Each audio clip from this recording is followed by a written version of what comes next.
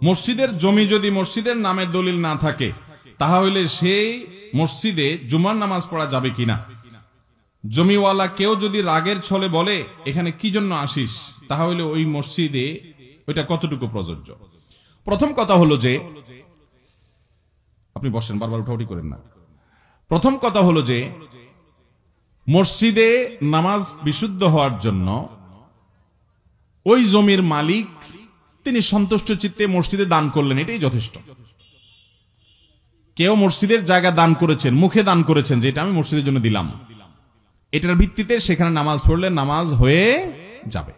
লিখিতভাবে ওয়াকফ করা হয় নাই, তারপরও সেখানে নামাজ হয়ে যাবে, যদিও লিখিতভাবে ওয়াকফ করাটাই উচিত এবং কর্তব্য।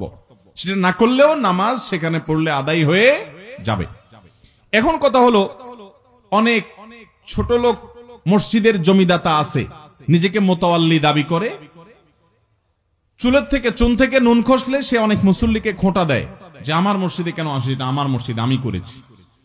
তো এই ছোট লোকের ছোট লোকি কথার কারণে সেখানে নামাজ পড়লে আপনার নামাজে কোনো অসুবিধা হবে না, কিন্তু সে এই ছোট লোকি আচরণ করার মাধ্যমে মসজিদের জায়গা দান করে যে সওয়াব পাওয়ার কথা ছিল সেখানে সওয়াবের পরিবর্তে বরং গুনাহ হতে পারে, অর্থাৎ শাস্তির মুখোমুখি হতে পারে সে, যে সে মানুষ আল্লাহর রাস্তায় দান করে সে আবার খোঁটা দিয়েছে মানুষকে।